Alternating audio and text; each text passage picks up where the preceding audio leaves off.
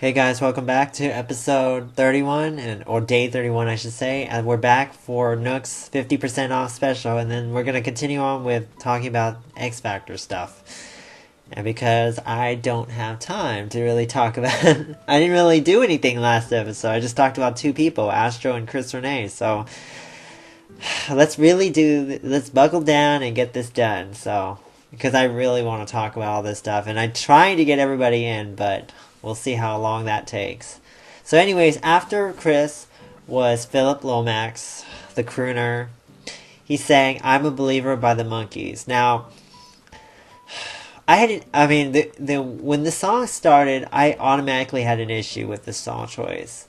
Mainly because I look at Philip and, yeah, like I said, he's a crooner. He's a, old jazzy singer. Why would you be, why would LA choose a song like "I'm a Believer" for a crooner? It really doesn't make any sense at all. And all I can think of was two things. Either A, LA's out of touch and doesn't understand, doesn't know what to choose, really know what to choose for a crooner, which I highly doubt if he's like a music producer. I don't think that's the case. Or B, it's sabotage, And it was so blatant sabotage, this is not even good sabotage. It was like so obvious to me that it was just, oh well, I don't know what to do with him. I'm just gonna throw him under the bus and get rid of him. To me, if you're gonna do something like that, at least try to cover your tracks and not try to make it so obvious. The fact is, you didn't make it. You made it so obvious to me that probably many people who are not so obvious about it probably would have thought the same thing. That's how horrible it was so horrendous what he just did. It made him look dumb too, because Philip could have had just like a decent performance, and then he say, well, I don't want him, I'd rather have Chris. Fine, But there was so many things wrong. It made LA look so bad, and I don't know what he was thinking choosing a song like this. It was awful. For Philip, it's awful.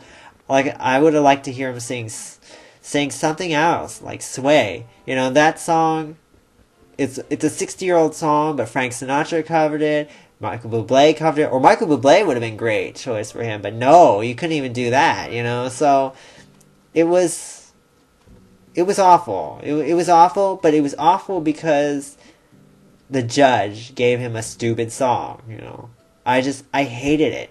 I hated that from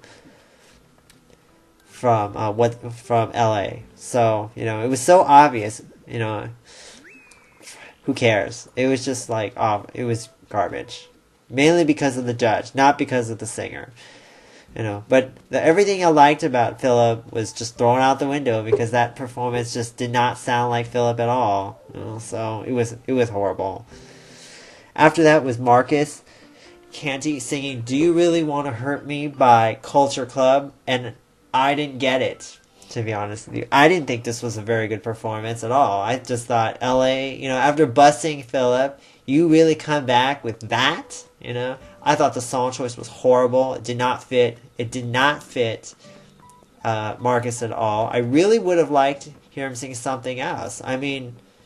He's an R&B singer. You can't choose like a pop song. That's not even really a pop song. That song is so stylized to Boy George. And if you're going to choose a song like that, a very stylized song that's very stylized in pop, if you're going to choose something like that for an R&B singer, it's bound to not work. What's wrong with Aurora? What in the world? Oh, here, she has my fireplace that she bought from me. What happened to her?